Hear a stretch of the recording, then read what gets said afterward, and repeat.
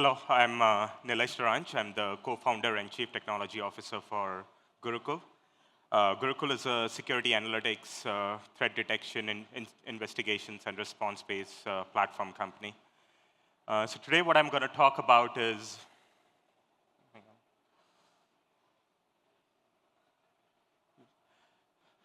about how we are going to leverage the power of machine learning and AI in order to get better at our attack detection scenarios.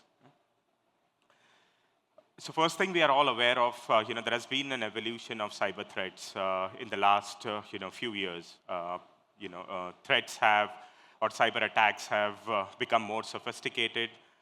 They've changed from being simple attacks such as spyware to more sophisticated attacks such as, crypto mining, supply chain attacks, and so on. Right? Most of these attacks that we are seeing are essentially using a lot of different threat vectors, a lot of different sophisticated technologies, sophisticated mechanisms in order to attack a particular organization or an infrastructure. So obviously there is a need for a lot more sophisticated tools and mechanisms to combat against some of these threat vectors as well as threat attacks. So essentially, if you look at a difference between some of the traditional approaches that have been deployed in a security operations center, they are rendered largely ineffective in today's day and age. Most of these systems, most of these technologies are a lot more signature-driven. It generates a lot of false positives.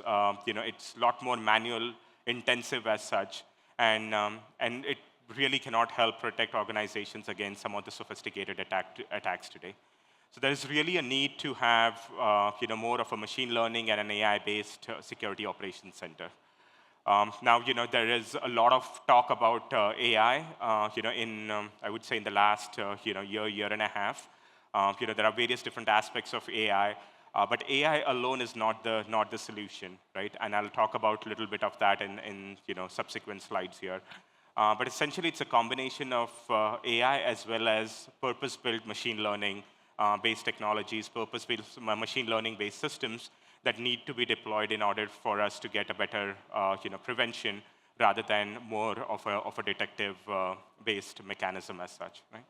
There are various aspects. If you look at machine learning or AI systems, there are different aspects of ML that could be leveraged in order to be more proactive, in order to detect some of these sophisticated threats, right? So you're looking at continuous monitoring, being more predictive in nature as part of your SOC systems. With ML, it also helps you be more adaptive, to what some of the behaviors are within your organization, unlike your traditional signature-based systems. It also leads to a lot more effective automation, because in terms of ML and risk scoring or some of those concepts, you're able to actually pinpoint something which is something that could be missed by some of the traditional systems as well. Right? Now let's look at the role of machine learning in an attack detection. Right? In terms of overall detection, there are various different aspects of ML that could be leveraged, right? One is around behavioral analysis or anomaly detection. So in order for us to have sort of a true ML-based prevention mechanism, ML by nature, it could be leveraged in order to determine, and be more adaptive, right? The whole concept is, the system needs to learn from some of the past behaviors, right? So this could be behaviors around various different devices within your network. It could be learning from behaviors of your users, various different aspects, right? Because every organization is different, every infrastructure is different. Way the users interact with some of those systems in your organization, even though you're part of, let's say, a specific industry vertical, it's not always going to be the same as some of the other industries within that same vertical. So behavioral analysis is key, right?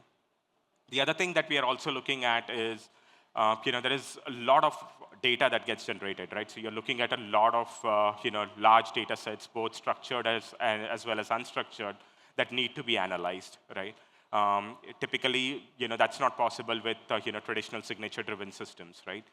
So your AI or ML engine should be adaptive enough to leverage some of those data sets as well. Now, if you look at a large data set, not all data points are going to be efficient or even going to be effective for some of these machine learning-based algorithms or techniques. So you also need to derive what we call as features, or features need to be extracted from that data, which need to be then pushed into sort of your ML-based system, right? Also, in terms of leveraging AI or ML, from the data itself, right? You're looking at various different variety of data sets, across your security as well as non-security infrastructure. Looking at data from your on-prem as well as your cloud systems, getting data from external threat intelligence systems. All of that need to be combined together, need to be fed into an adaptive machine learning based system in order for us to come up with sort of true detections, reduction of false positives, and so on, right? And that's what role an AI engine or an ML plays in sort of overall attack detection. Now, we talked about machine learning. I also talked about the fact that you're looking at mammoth amount of data, right? And data is the key at the end of the day in terms of machine learning or AI. It's looking at your existing data sets and trying to derive some of the abnormal behaviors from that, right? So context is the key. To give you a few examples, for instance, if you have a user logging in remotely, it could be that the user is actually working remotely, or it could very well be that that user's account has been hacked and someone is logging in from an abnormal location. But the way this could potentially lead to a true positive alert or what have you is if you add additional data points in your ML analysis. So for instance, for this particular user that I'm talking about, it could be that you get data from your leave management system or your HR records or what have you, which might say that, okay, this is a remote user, or it might be say that that the user has been traveling, so it's okay for that user to be logging in remotely.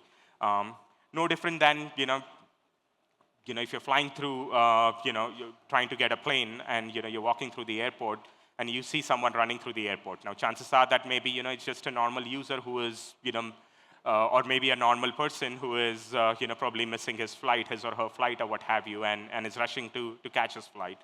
Or it could very well be that there are some authorities that are running behind him, right? So maybe that user is doing something very abnormal, right? So it's very difficult to determine what exactly is risky, right? So that's why the more contextual data points you have, the better it is. That is what leads to a lot of good, true positives incidents within your enterprise, right? And so that's why not all anomalies are risky.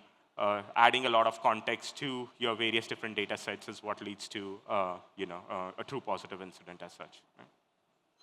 Also, if you look at machine learning in general, and this is one of the common challenges, because with machine learning as well, just like with your other systems, it's not a foolproof system, right? There could be certain false positives that get generated, but the key of an ML system is the detection accuracy, right? Like I said, I mean, a true machine learning-based system has to be more of an adaptive system. So you need to take all the detection mechanism in terms of not just your true positives, but also your false positives, your false negatives, or what have you. All of that need to be fed back into the system. So in terms of ML-based systems, detection accuracy plays a huge role. So you need to track various different kinds of ML detection parameters, and that's what you're seeing here, right? We have a security analytics platform where we look at various different ML-based detection mechanisms and metrics, which are fed back into the system that helps you improve your ML-based models per se, right? So various different ML-based techniques that are leveraged. That includes right from your true positive rate to your false positive, precision, accuracy, what's the efficacy of an ML model, what's the efficiency of an ML model. All of that needs to be taken back into the system. It needs to be learned from those systems, so in order for your ML models to be more effective. Again, like I said, right? I mean, ML based on an AI-based system, it's not always a foolproof system. There is no silver bullet. There are going to be false positive. And how are you going to address some of these false positive challenges, right? So essentially, the way it works, in I would say an adaptive ML-based technique is, once you turn on a machine learning-based model, you need to tune that machine learning-based model, right? With machine learning, if you look at it, there are finite techniques for machine learning, right? You're looking at supervised, unsupervised learning techniques. You're looking at LLM models, deep learning techniques, feature engineering, and all of that. So there are finite techniques in terms of machine learning or AI, which needs to be applied to various different use cases. So obviously, right, I mean, apart from the fact that, every environment is different, you're also trying to target various different use cases. These use cases are, there are a variety of use cases if you look at from a cybersecurity standpoint. It could be from an advanced threat detection to data exfiltration to insider risk, insider threat kind of scenarios. So once you turn on a machine learning-based system, that needs tuning as well, right? However, I mean, there are ways in order to automatically tune some of these machine learning models as well, right? So once you turn on an ML model, you look at some of the results that are coming out, and the end user or an analyst who is looking at some of these results, they need to provide feedback, right? And that's what a true adaptive ML system is, right? So where the feedback could be provided through the user interface, and the ML system takes in that feedback and learns on the basis of that, right? So when you're looking at creating behavior profiles or behavior models for any user or device within your system, if you find that, okay, a particular device is behaving abnormally, right? I mean, it's trying to, connect to certain other systems which it hasn't done in the past on the basis of the baseline behavior profile that was generated for that machine over the last, 30 days, 60 days, or what have you. And when you detect that, that detection, be it a true positive or a false positive, that's fed back into the system. So if it is a true positive, it's great. If it's a false positive, the system automatically learns from that, okay, now this is a new system, this is a new connection that it's trying to make, and it is potentially a normal behavior for that particular machine. So it learns on the basis of that, and it will automatically tune it over a period of time.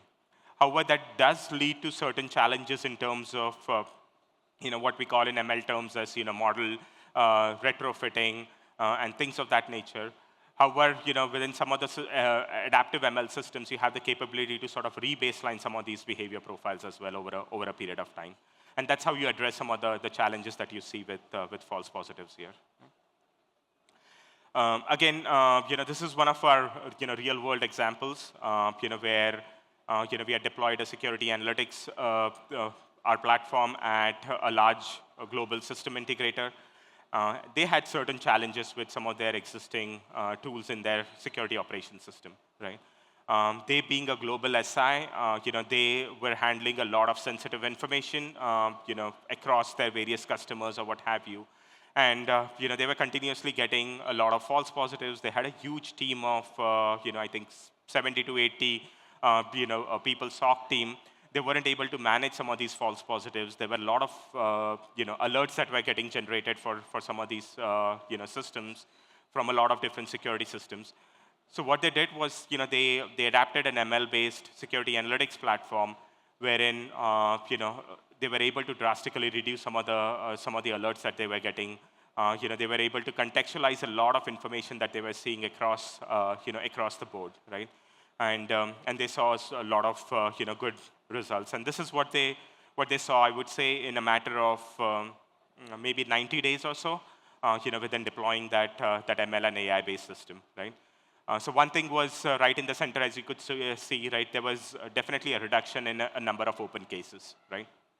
Like I said, with an ML-based system, you're looking at a lot of contextual data points, right? So unlike a traditional, signature-driven system where maybe you might get hundreds of alerts getting generated for the same pattern, but with an ML and an AI-based system, all of those alerts are contextualized, and it reduces the number of alerts that you need to look at as well, right? So it reduced their open cases by a significant amount. It expanded their anomaly detection. So this was some of the unknown use cases that they were able to achieve with an ML-based and an AI-based system, right? Which they hadn't even thought about it in the past, right?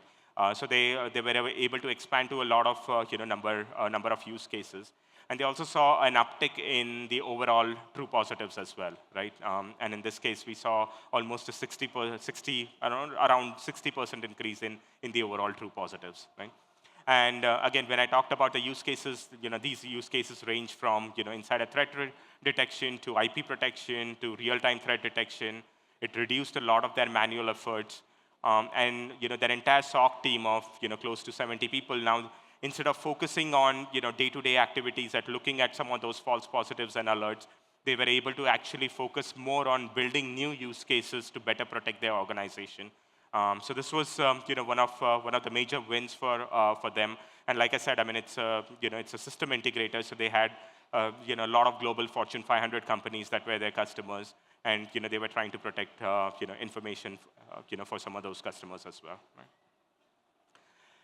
Now I talked about how AI and ML. So AI and ML has a lot of potential, as it leads to cybersecurity, right? And there are a number of different aspects where AI and ML could be used in the future. Number one is around hardware and software security, right? So if you have an adaptive system which focuses more on ML and AI, you'll have the capability to have more of an automated software patching and hardware patching, which could help with sort of zero-day attacks and things like that.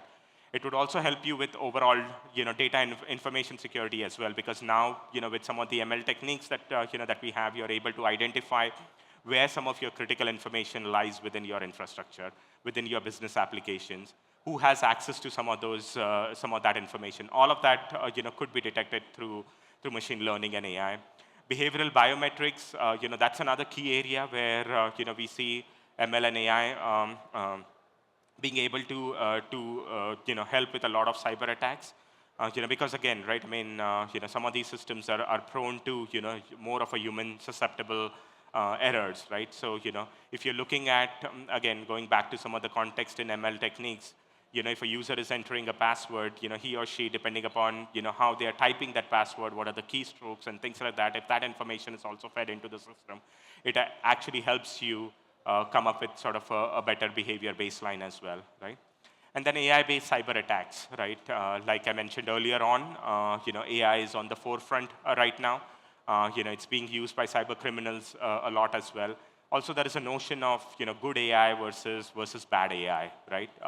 Again, AI is not just, it cannot just be a silver bullet in order to monitor some of our cyber activity or what have you. There is also a concept of a bad AI as well.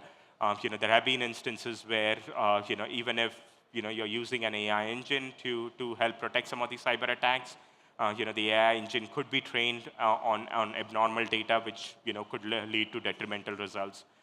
So that's why some of these adaptable ML techniques is also going to be helpful in in order to monitor some of these cyber attacks as well, right? So again, right, to sum it up, obviously there is a lot of potential of leveraging ML and AI in today's day and age, especially in terms of overall cyber attacks.